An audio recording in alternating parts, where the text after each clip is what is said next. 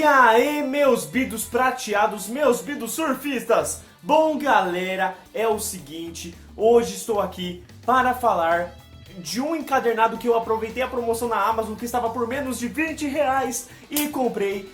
E fiquei muito feliz, pois essa história já estava sendo colocada em vários artigos aí de ser uma das melhores histórias de Stan Lee, até considerada mesmo pelo próprio Stan Lee. E eu tive o prazer de ler e querer trazer aqui o porquê eu acho que não só uma das melhores, como é também a melhor história escrita por Stan Lee. Eu estou falando aqui de Surfista Prateado Parábola. Não existe desonra no fracasso. Existe só uma grande vergonha, a covardia de não ter tentado.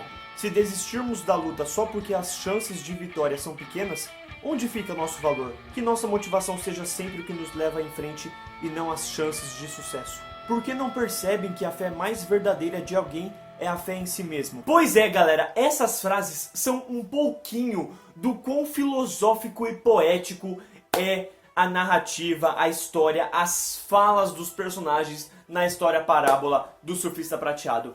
Cara, é realmente incrível, porque a história em si traz o Galactus vindo pra Terra, e não pra matar todo mundo, pra comer, mas sim pra dominar, pra falar que ele é Deus, exatamente, o Deus da Bíblia, incrível, e fazer as pessoas crerem nele. Essa história não só tem um teor de como a humanidade é facilmente sucumbida a acreditar em alguma coisa ou a seguir alguma coisa, como também traz aquela linha de pensamento sobre o quão fácil podemos ser manipulados por alguém que apresenta um certo poder e a gente vai acreditar em tudo que essa pessoa falar, sabe? Só pelo fato da pessoa ter um grande poder sobre a gente. Então, a narrativa leva por esse lado, e aí você tem o Surfista Prateado querendo fazer as pessoas a não acreditarem no Galactus, né? Nesse impostor.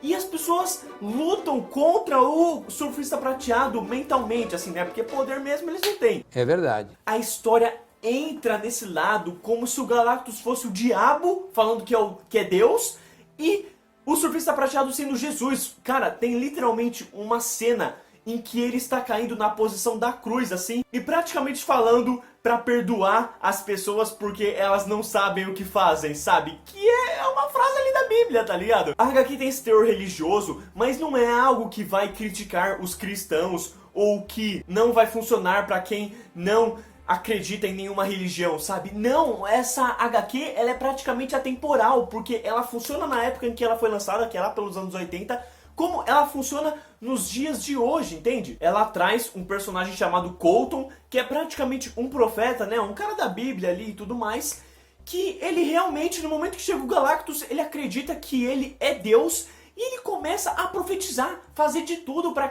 as pessoas acreditarem nele e para ele lucrar com isso. Então, cara, ele praticamente entra de frente numa luta contra o Surfista Prateado, ao mesmo tempo que esse cara tem uma irmã chamada Elaina, que confia no Surfista Prateado. Ela acredita que o Surfista Prateado tá certo, de que o cara não é Deus, sabe? Então, é impressionante porque as pessoas parecem que querem ser dominadas, sabe? E eu acho que todo mundo na nossa humanidade, assim, tem um pouquinho disso. E o Surfista Prateado tem muitos diálogos, não só para as pessoas, como para ele mesmo, se perguntando do porquê as pessoas são assim, sabe? E lutando contra isso. Então é algo assim que é muito legal. Cada frase dele dá pra virar um status pra uma postagem de Instagram, ou pra virar o seu status assim do que você pensa sobre a vida, sabe? São realmente frases maravilhosas, frases que você até para assim a leitura pra pensar, pra refletir sobre ela, pra você ver o poder que ela tem, sabe? Ao mesmo tempo que é uma leitura rápida, é uma leitura de poucas páginas, é umas 70, 80 páginas de um encadernado com 90, porque tem muito extras, né, sobre a narrativa, a história em si, né, principalmente do editor barra desenhista, que é o Moebius, assim como no começo dela tem umas falas do próprio Stan Lee sobre a história, sobre como ele chegou à narrativa, sabe? E como ele encontrou o Moebius, que é um artista francês e que ele tem muita consideração. E aí você chega no final da leitura e tem vários recortes assim sobre a edição, muito dos pensamentos do artista sobre como foi difícil um pouquinho trabalhar com o Stan Lee, mas não de um lado ruim, mas do lado de como era desafiador, sabe? Então, cara, tem todos esses arquétipos de como ele desenhou, sabe? Você percebe o quanto o desenho melhora, assim como tem momentos que ele fala que ele desenhou de uma forma e ele achou que não estava bom e desenhou de outra forma, e eu prefiro muito mais a primeira forma que ele desenhou, sabe? Que é principalmente essa daqui de baixo, porque aqui ele dá muito detalhe para a garota, sabe? O desenho lá da Elaina, e no quadrinho ela é desenhada de uma forma muito mais tosca, assim, por assim dizer, sabe? Como se ela fosse uma personagem que não tivesse importância, sendo que tem um momento ali, um clímax que ela praticamente faz o surfista prateado, sabe, aquele momento de heroísmo, assim, que o herói tá caindo e aí ele renasce, é exatamente isso. Sem contar, cara, a capa disso daqui é lindo, cara. Ela tem um teor meio metálico aqui, que dá uns brilhos muito bonitos, assim, para o desenho. Tanto aqui, ó, o surfista prateado, assim, a forma como ele reflete, e aqui... Cara, quando eu peguei essa HQ na mão, eu fiquei impressionado com quão maravilhosa ela é. E ela é super fina, tá ligado? Então, voltando, pelo fato da história ser tão direta, dela não ter enrolações, dela ter poucas caixinhas ali, sabe? Aqueles quadradinhos amarelos em cima que tem normalmente muita fala, principalmente nas histórias do Stan Lee.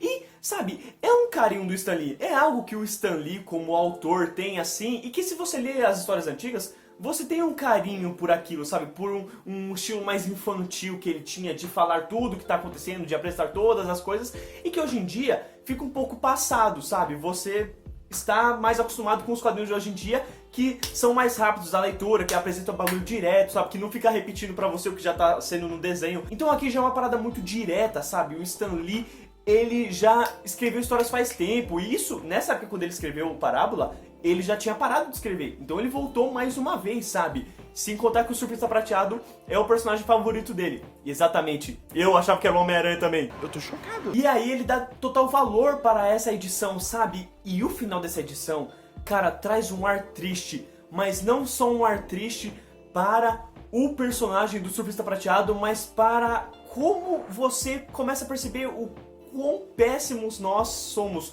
mas não de maldade, mas sim extremamente frágeis, por assim dizer. E sabe o que é o mais legal? Essa edição, ela não é uma edição que, nossa, tem que ter uma batalha entre um herói e vilão. Até tem, mas se você pensar no Surfista Prateado contra o Galactus, é uma parada muito louca, né?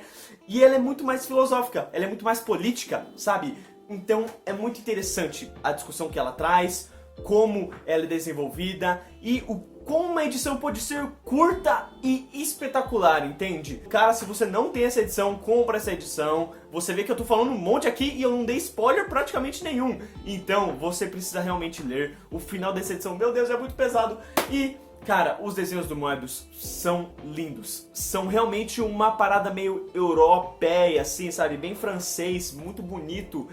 E que traz realmente um ar diferente para a HQ. Sem contar que eu não sei em que momento ela se passa. Se ela se passa no presente, no futuro, no passado, porque você não tem a participação de nenhum super-herói. Então foi a única parada que ficou meio em dúvida pra mim sobre a edição, entende? Porque, pô, o Galactus chega na Terra e não aparece o Quarteto Fantástico, entende? Então, bom, eu já falei bastante aqui e eu sei que vocês querem ver os desenhos, então vamos lá, sem mais enrolação.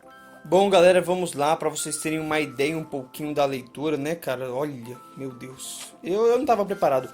Esse foi o único desenho de começo, assim, que eu não curti tanto. Sei lá, eu achei ele meio estranho, meio feinho.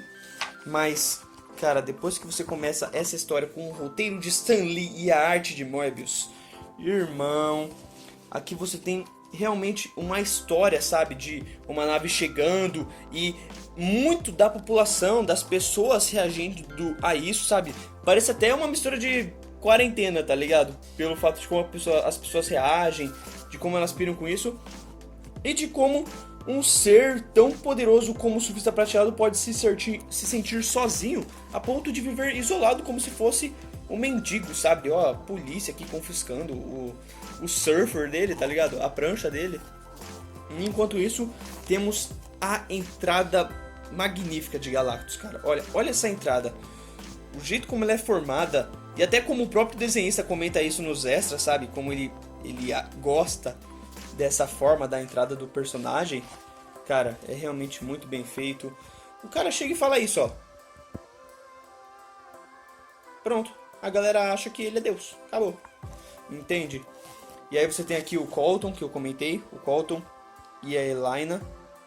Cara, são personagens muito interessantes. Você começa odiando esse cara, mas não tem bem uma resolução para ele. Porém, tem um personagem muito parecido com ele em estética de desenho, assim, que aparece no final da edição. E eu fiquei, caraca, é o mesmo personagem. Só que aí o nome é totalmente diferente, porque o Surfista Prateado chama o cara da população por outro nome. E aí realmente me deixou confuso. Mas o desenho é muito parecido. De qualquer forma, o Galactus domina, as pessoas acreditam que ele é Deus. E o Surfista Prateado não vê outra chance se não voltar, não é mesmo? É impressionante, eu já falei muito dessa edição, então agora eu vou deixar praticamente vocês apreciando um pouco dos desenhos, entende?